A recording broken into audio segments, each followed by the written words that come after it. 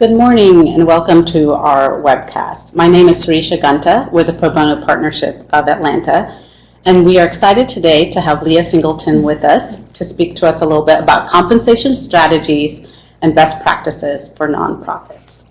Before Leah tells us more about this topic, I would like to tell you a little more about our organization. Pro Bono Partnership of Atlanta seeks to maximize the impact of pro bono engagement by connecting a network of attorneys with nonprofits in need of free business legal services. If you visit our website, you'll find more information about our organization.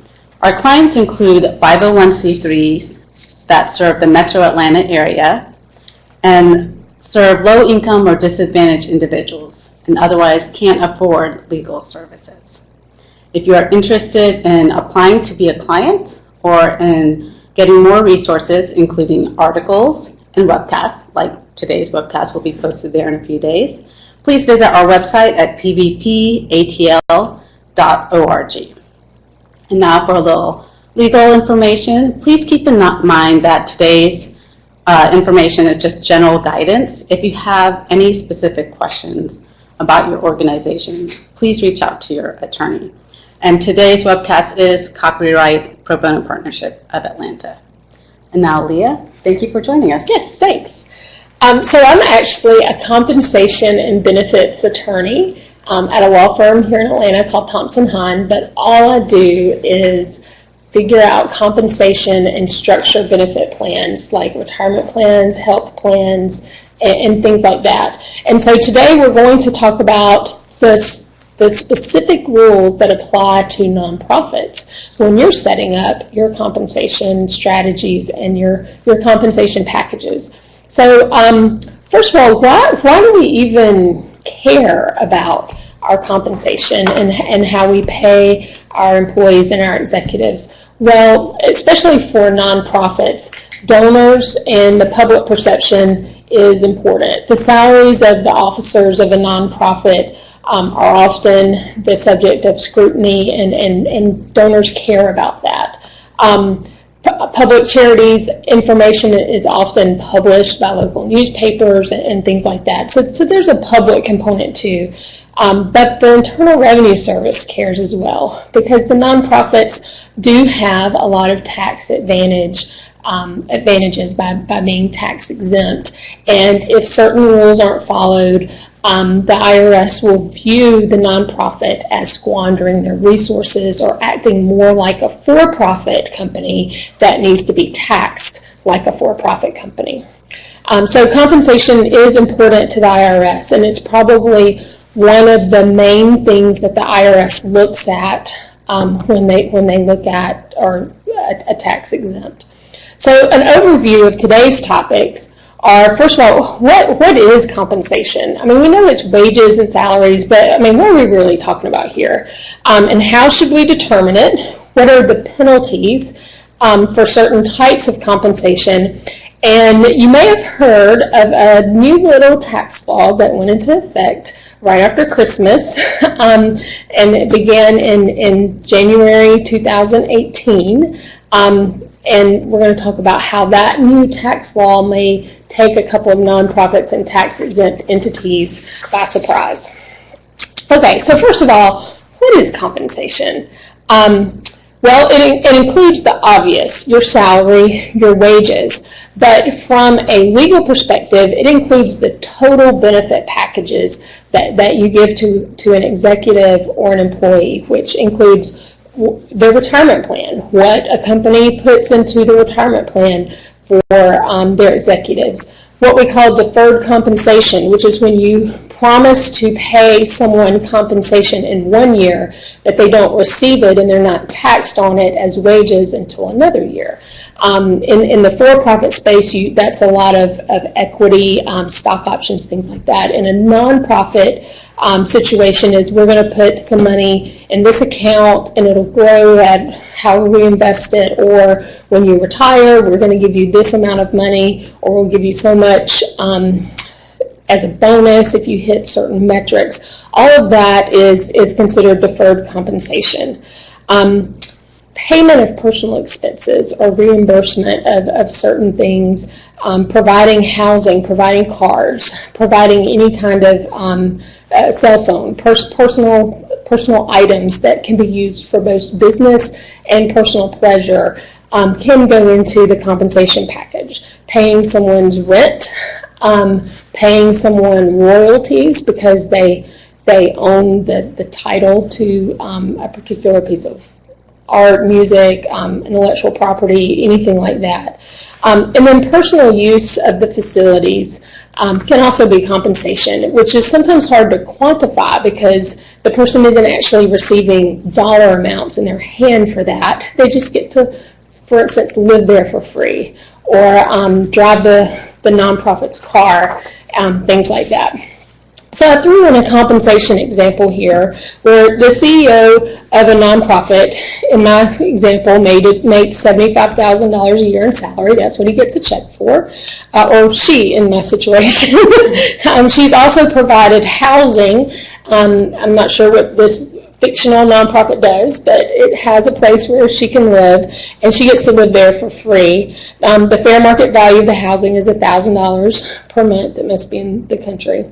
The CEO also has deferred compensation of $5,000 a year, where the nonprofit promises to pay her $5,000 a year at some future date, maybe her retirement, maybe 5 years down the road, or when some metric is met, or something like that. So her total compensation package in this example is $92,000 a year, which can take someone by surprise because initially they think the person only makes $75,000, but when you add in everything else, in this example, it's $92,000.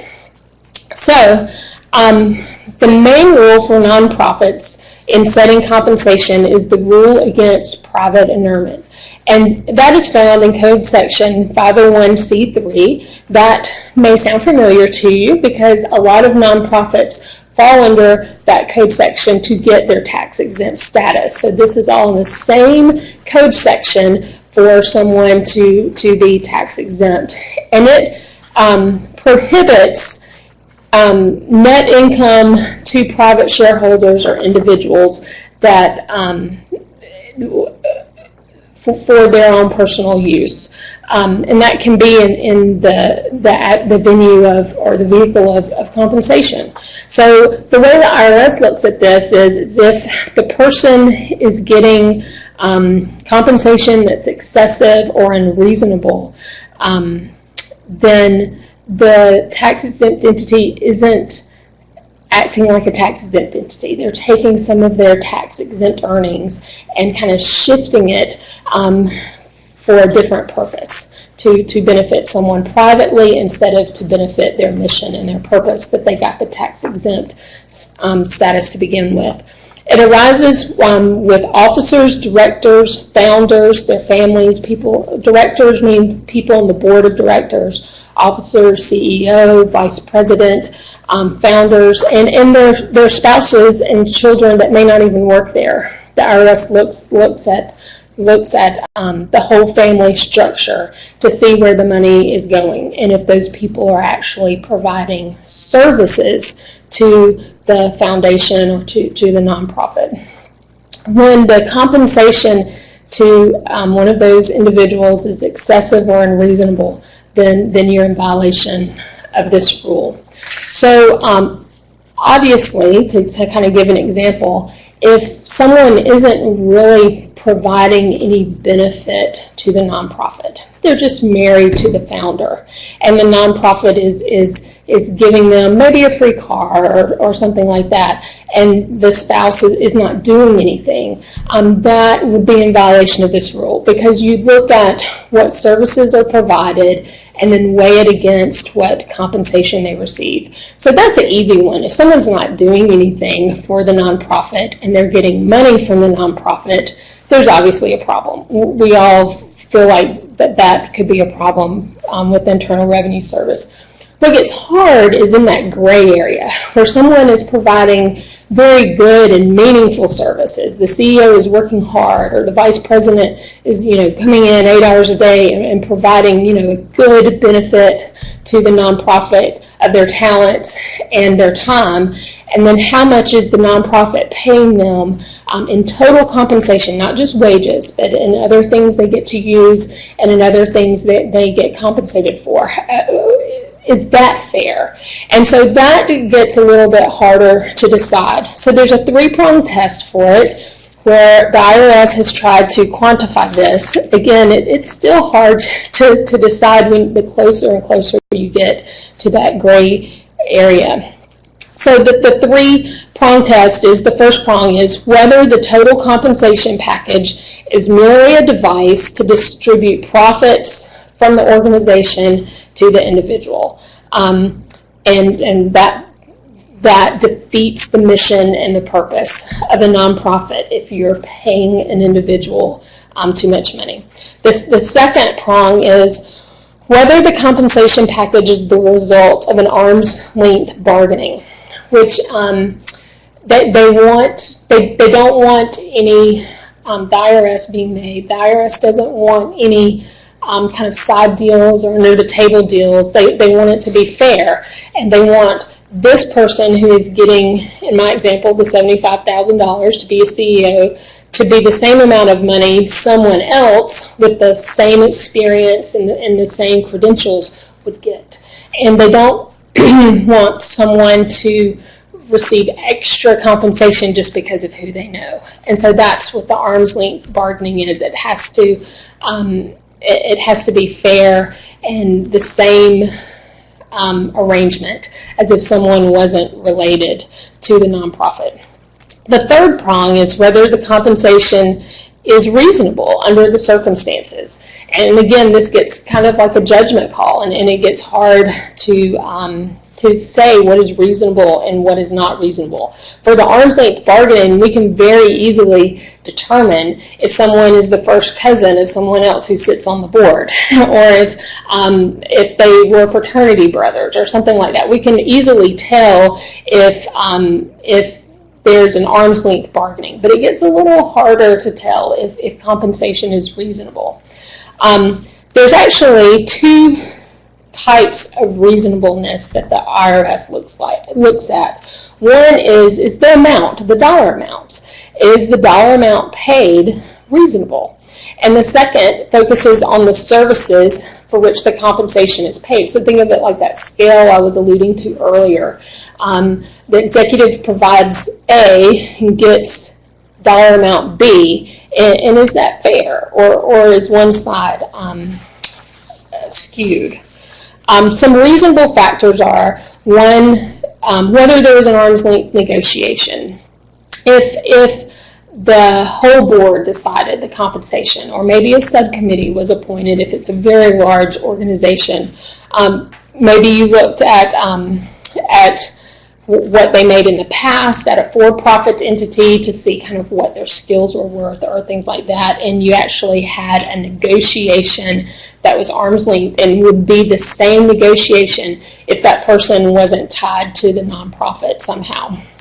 Another factor is the level of control by the founder or the founder's family over the organization, and how much control one person or one entity has in the say-so of the compensation. And that's really just looking at kind of a checks and balance. They don't want one person deciding everything. And it's okay to have a founder very involved and a founder's family very involved, but there needs to be some checks and balances and some advice and some other board members that say their opinions to provide a different opinion if need be.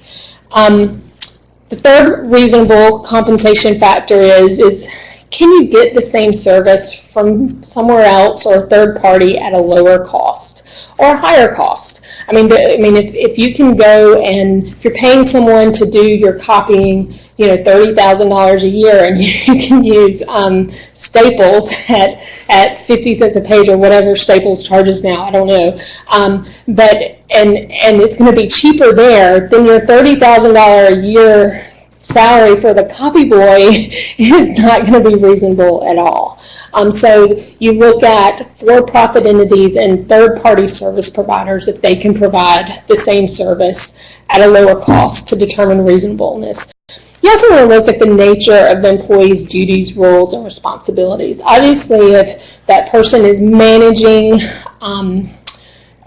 a larger organization with more employees and with more donations coming in the door, that takes more time and more expertise than someone managing a very small 1 or 2 person nonprofit shop with no real employees that you're overseeing.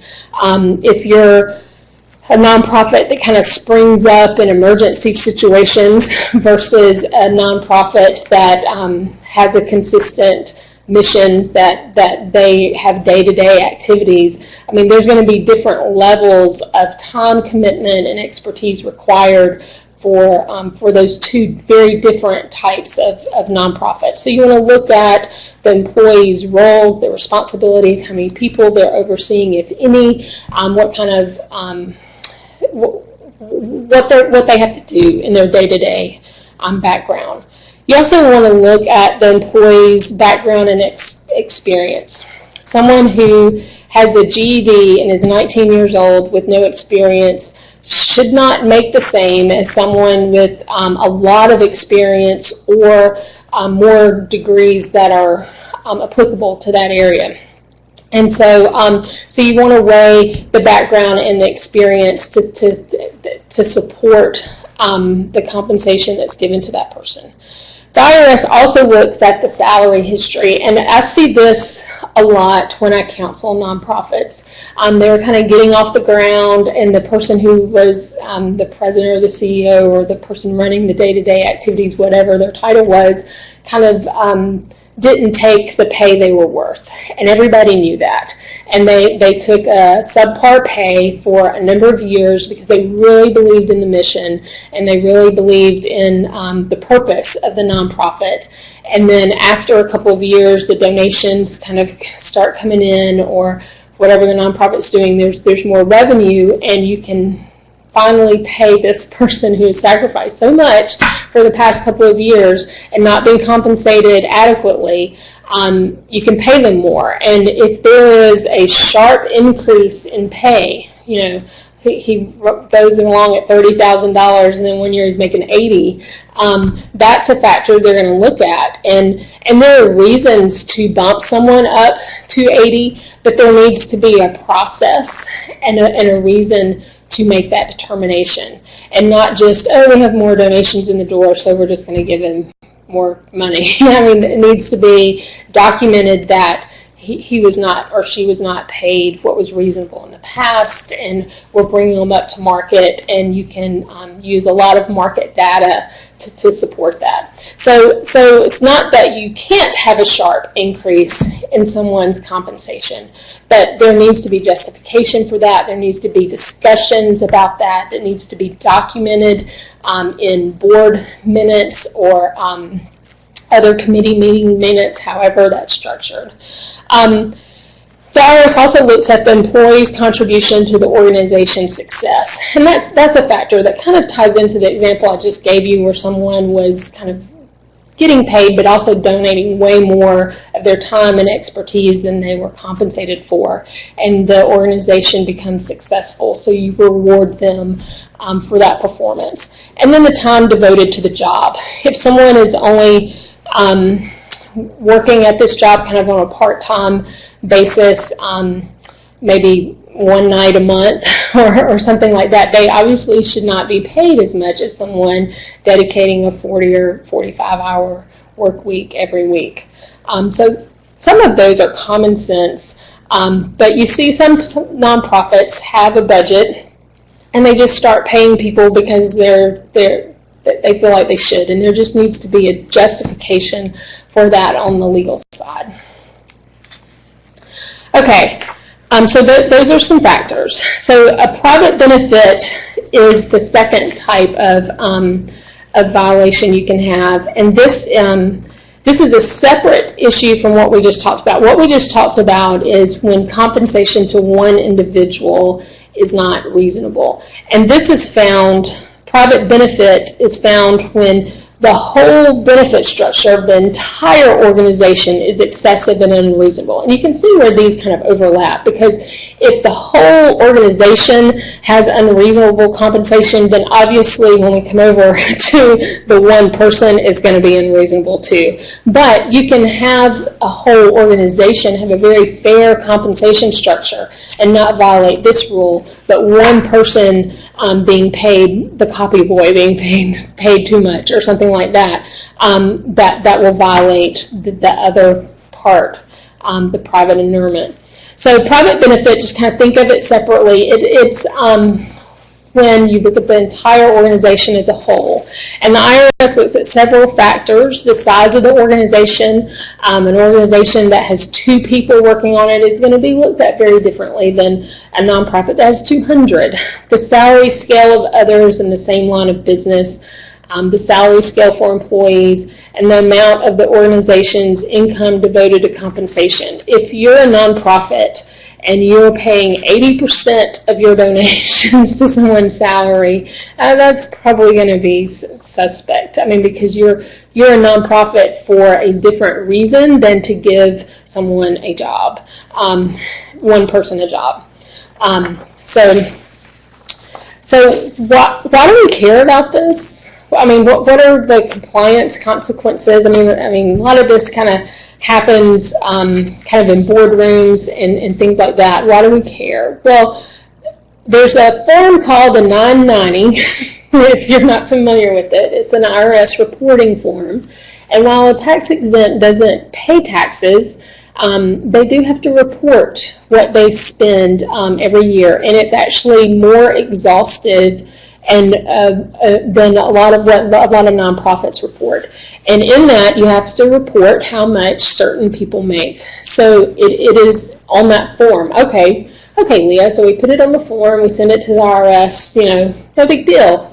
Wrong. Those things are available publicly. I can get on the internet and pull yours up within 5 minutes and see how much you pay your person. And someone else can do that too. And so you want to make sure your compensation is fair, not just from a tax standpoint, but just for your reputation and to have trust in the community and your public perception of what your nonprofit's doing. And so public perception and mistrust can be a dire consequence, because that can hurt donations, volunteers, and all kinds of things besides the money part of it. You can, on the very extreme end, there can be a revocation of the tax exempt status.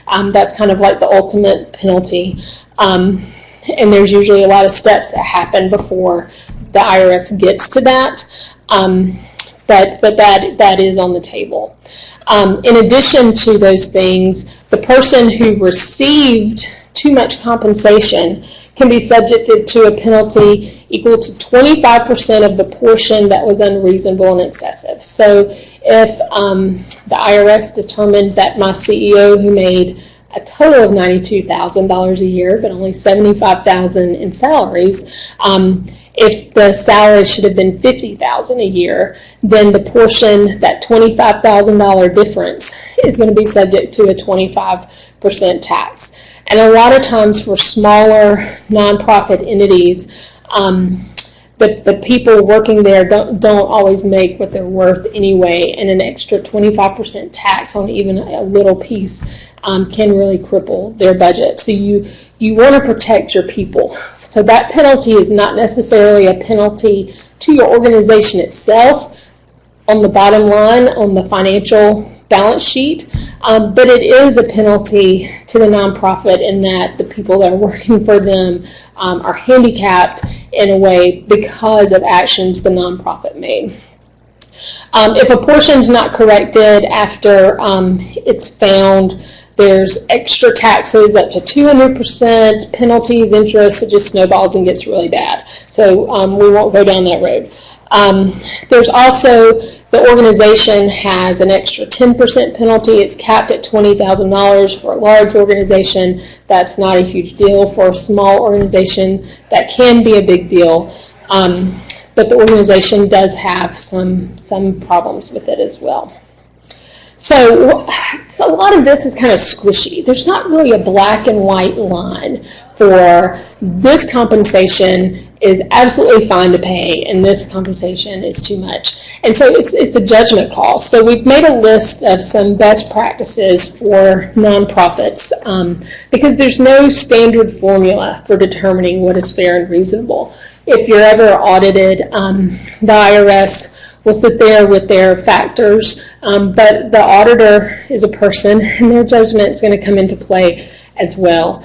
And so a lot of this is just almost, it's an educated guess of what's fair and reasonable. So one thing you can do is, do you remember those Form 990s that I was talking about that you have to file and you have to disclose?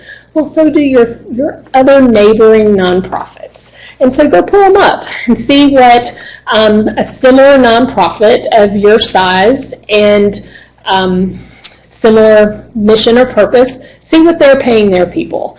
Now they may be underpaying their people, they may be overpaying their people. You can't rely on that exclusively, but it shows a good faith effort and some due diligence on your part to see what other people or other nonprofits are doing and what other people are making.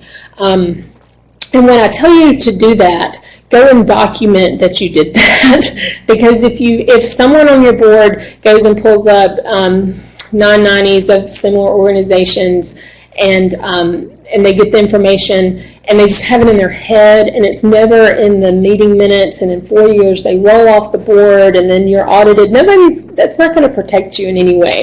It needs to be documented somehow. It needs to be in the committee minutes. It needs to be discussed. Or maybe in the board minutes, however your organization does it. It needs to be discussed, and it needs to be documented that it was discussed and it was done. Yeah, if you've ever heard that phrase, I know you have, if a tree falls in a forest, does it make a sound? Well, it does if it's documented, and so keep it documented. And then I have a question. Yes. When considering similar organizations' size and missions when trying to determine what compensation should be, should you look within your geographic area, or can you look in other? Okay, so the question is, when you're snooping around these publicly filed Form 990s, or maybe you're even asking a friend that's on a nonprofit board, hey, what do you pay your person? How limited should you be geographically? Should you only, if you're in Atlanta, should you only be looking at Atlanta companies or nonprofits, or should you expand the scope? And there's no answer for that. Again, that's a judgment call. If you're the only nonprofit of a similar size in a smaller town, you're obviously going to have to expand your geographic. Now, the cost of living is probably going to be much lower in a smaller town than a metropolitan city like Atlanta, or even Savannah or something like that. But you just have to use your judgment call. If there are a dozen nonprofits that do similar things to you with similar size, and they're all in Atlanta and you're in Atlanta, then you're probably not being reasonable if you ignore those. So you would almost be required, not really, but you should be looking at those. So it's a judgment call based on your particular facts and circumstances. You also can consider what compensation people get at a for-profit company for similar duties and similar jobs. If you're a large nonprofit, there are, with the budget for this, there are compensation consultants that do this for you, and then they provide you a report, they do surveys, they look at all the factors and responsibilities that your nonprofit does. That's usually not feasible for smaller nonprofits, and you're going to have to do a little more groundwork on your own. And you pull up 990s, ask your friends that are on boards of other nonprofits and things like that. If you do that, again, document that that's done. The other thing that is helpful to prove that the compensation is reasonable is if the board has a procedure in place for deciding if compensation is reasonable. And like step one, so-and-so is going to do this. So-and-so is going to look at Form 990. Step two, this person is going to solicit resumes and investigate backgrounds and experience and something like that. That makes sense for your organization. Again, there's not a template for that. It's just going to be very specific to what your needs are.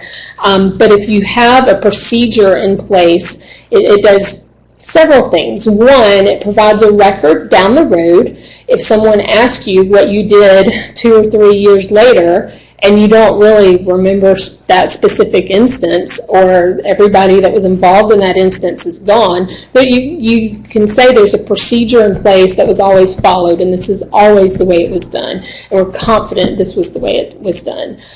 So it provides documentation later on down the road.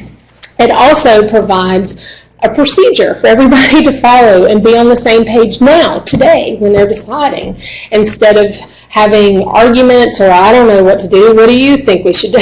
Those kind of conversations aren't beneficial. And so if you have kind of a to-do list, a checklist, that these are all the things we're going to do before we make an offer to someone or before we give someone a raise, then there's a procedure in place that everybody today knows what the expectations are and what has to be met.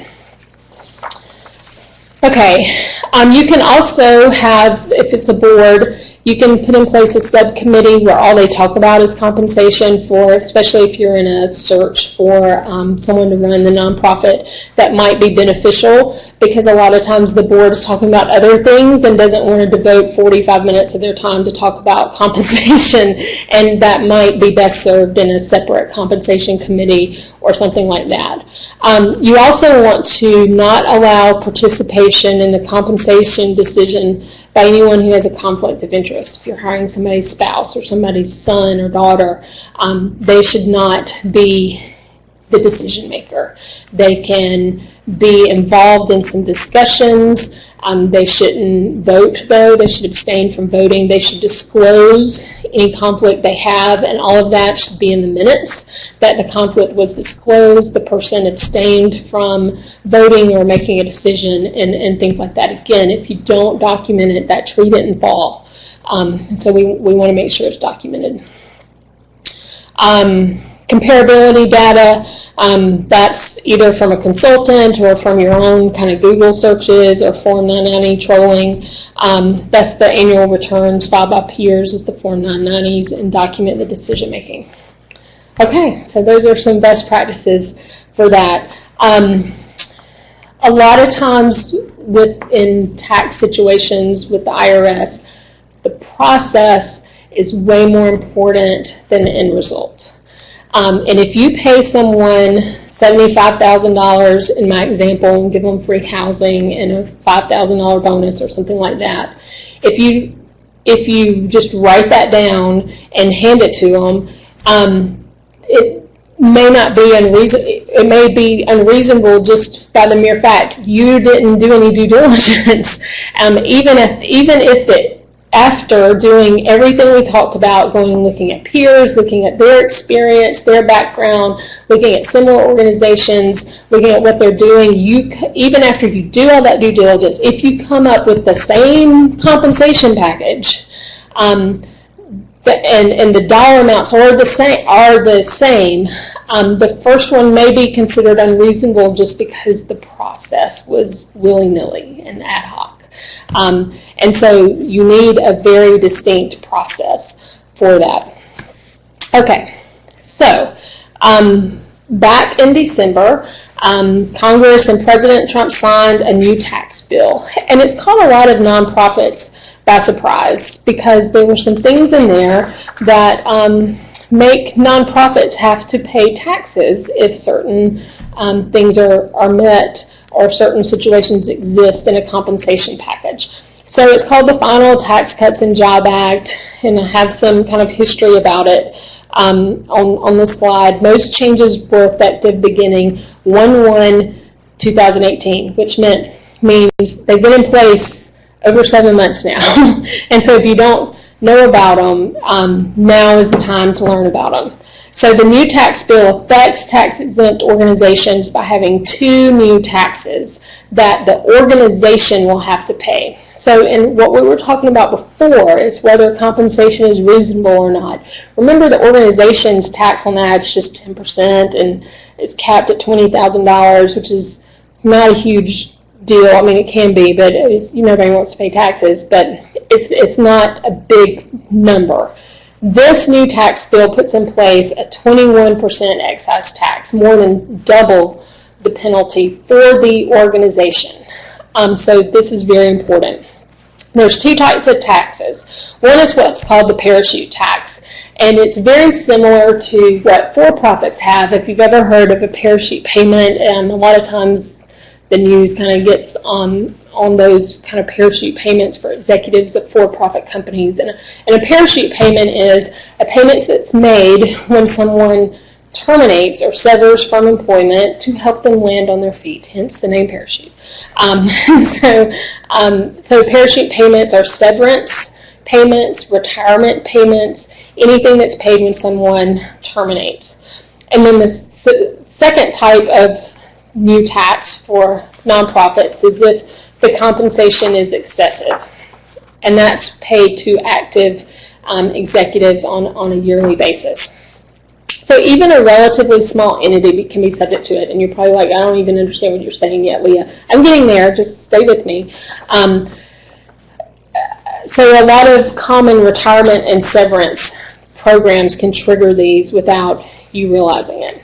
So before we talk about what this tax is, what kind of nonprofits are subject to the new tax? Well, entities under 501c3, they've specifically listed these out in the tax bill, political organizations, and other entities that you may not even think that would be nonprofit because they're a for-profit company and they have a nonprofit portion. What employees are impacted by the new tax bill? So not every executive or not every employee is looked at for this type of tax. You only look at the 5 most highly compensated employees in your organization. If you don't have 5, you're going to look at all of them. But once you're a covered employee, and the covered employee is defined as the top 5, once you're a covered employee, you're always a covered employee. So if you retire or you terminate, you're still going to be in that calculation. Okay, so what is this parachute tax? So the parachute tax is triggered if someone gets 3 times their base amount upon separation from service, so upon retirement. And it's not uncommon for someone to get 3 times their salary in a retirement package. And if that happens in certain situations, then the organization has to pay 21% of another calculation that we'll get to. So the amount of so that's when it's triggered. If it's 3 times the base salary, then it's triggered. But the amount is anything over the 1 times the salary, anything over the annual salary.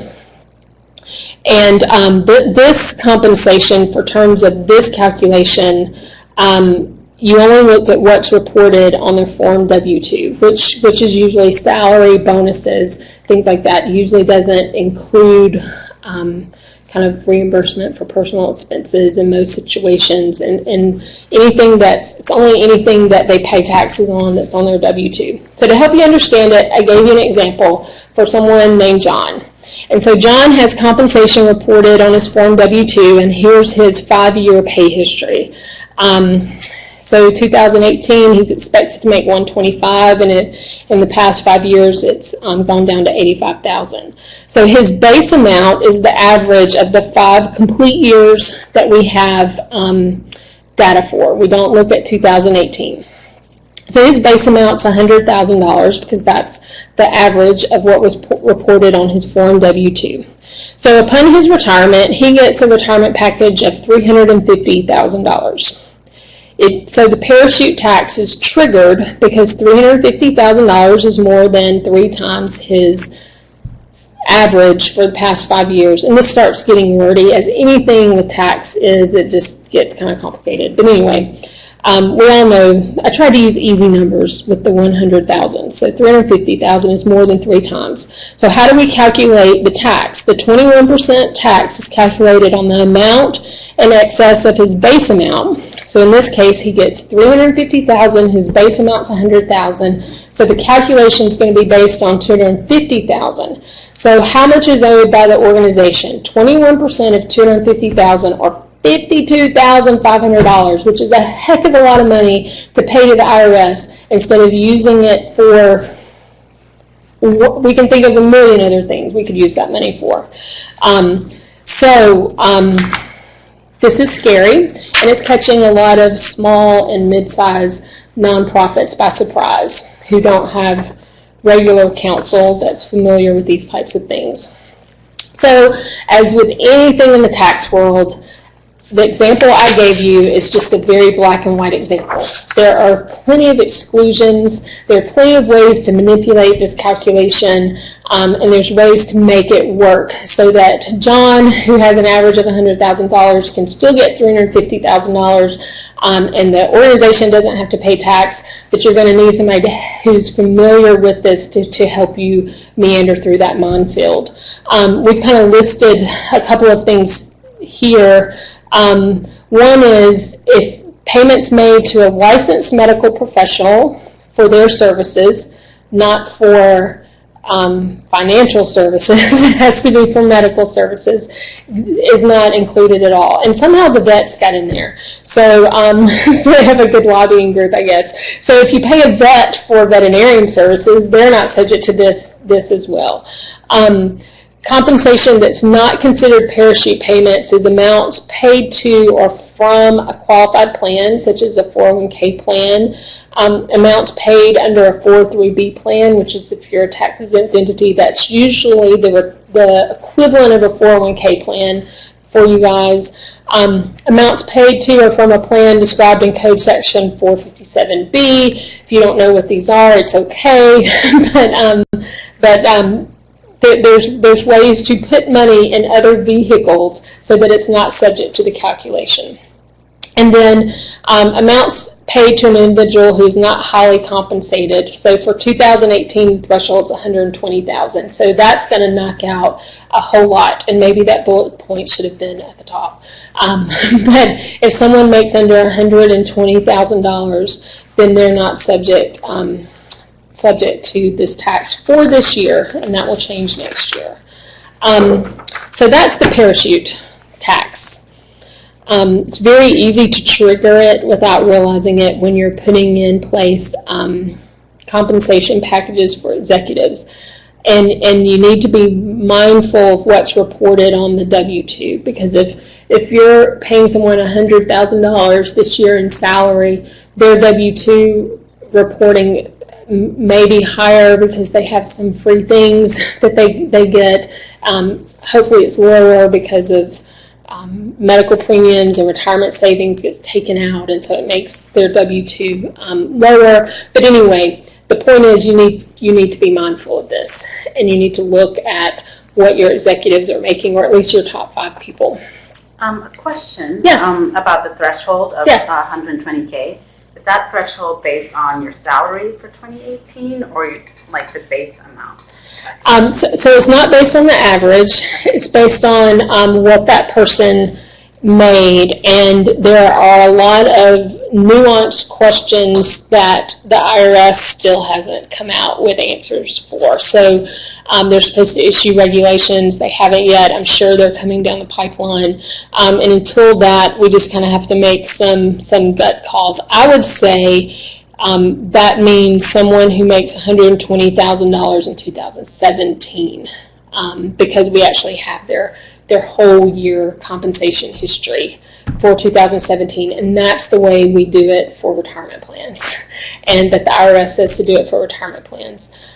So in 2018, when you're doing the calculation, without other guidance from the IRS, I would say look at their total compensation last year to see if it's over this year's limit.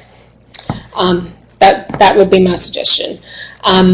But like I said, there's supposed to be new regulations coming out on how to calculate all of this. And if there's ways that if you're especially on that threshold of maybe around 120,000, there may be ways you can talk to someone who's familiar with compensation to figure out how to pay them the same amount of money and it not be reported on their W-2 in a legal way. Not just that you're giving them money under the table. I mean, but there's ways you can recharacterize some compensation to be capital gains instead of wages, depending on what it is, or maybe the deferred compensation. I mean, there's a lot of different ways we can structure someone's pay so that perhaps they don't feel a difference in their pocket, but it makes a difference for the calculation. And one more question, are SEP IRAs excluded from the parachute tax calculations? I don't know the answer to that. Can you repeat that? The question is SEP IRAs excluded from the calculation? And I don't know the answer to that right off the top of my head, mainly because SEP IRAs are usually for individuals, and I tend to represent entities, so that's not something I'm familiar with without hitting the books. I'm sure that it's discussed in the tax code, though, because it's a pretty big new law. Okay, so moving on to the second type of compensation that is subject to the new tax, and this is not going to hit a lot of small nonprofits, so I'm not going to spend a lot of time on it. But the excess compensation tax is a 21% excise tax that is triggered when someone makes more than $1 million in a taxable year.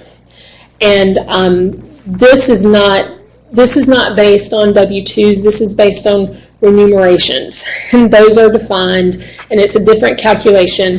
So if you remember, for what's reasonable compensation, we have a definition of compensation that includes the whole package of everything they get, even deferred compensation and even things that aren't on the W-2. For the parachute tax, we're looking at W-2, what's reported on their W-2. For the excise compensation tax, we look at something the IRS has defined as remunerations, and it excludes and includes certain things, especially in retirement plans. So there's 3 different calculations for compensation depending on what you're trying to comply with. So you can't just look and say, oh, we pay this guy $75,000 and that's the number we're going to use for all 3 of these determinations, because that is not what the IRS is going to do. Okay, the excess compensation tax uses this whole concept of a substantial risk of forfeiture, and it's pretty complicated, and I'm not going to get into it in this webinar, but it's the same definition if you have a 457F plan. So if you do have a 457F plan, you should be looking at this, because you may not be making $1 million now. You may be making your $100,000, but when you retire and you take out all of your retirement over 25 years in your 457F plan, you might hit that number. So anyway, something to think about. Just something to look at. So what should nonprofits do now? So ways you can address the new tax bill is, first of all, you want to identify your 5 top people, and then you want to look at their compensation arrangements. Now remember, for whether compensation is reasonable, we look at everybody. We're not just looking at the top 5. But for purposes of the new tax law, we're only looking at the top 5. And you want to look at what they're being paid, and if you were thinking about making a large contribution to their retirement or paying them, maybe they don't have, I've had entities like this that had never paid into a retirement for someone because the nonprofit was just bumping along, and someone has dedicated 20 years of their life, they're 62 years old, and they want to pay them some retirement, and they call me to help them structure that. And so now with this new tax bill, the advice may be different than it would have been last year. So if you're paying large amounts, you need to look at, be very mindful of if it's 3 times their compensation or if it's going to be more than $1 million. And that's it. Are there any questions? Are there any other questions that we can answer while we're live? One question. You had mentioned that the covered employees under the new tax bill are the 5 highest compensated employees. And once you're a covered employee, then you'll always be a covered employee. So after you're retired, Yes. And then do you still calculate the next 5 highly compensated? Okay, so the question is how do we calculate the 5 highly compensated people, especially since I said once you're covered, you're always covered. So once someone terminates and leaves, how do we do the calculation there? So the answer is once they terminate, you do look at their salary upon termination, or whatever their W-2s were, and determine if they're one of the top 5 highly compensated people. So you're going to have to keep records and hold on to them. And eventually, as you know, cost of living increases, as market increase, as time goes on, someone who's retired who was a covered employee as the top 5 will eventually fall off because people will end up making more than them.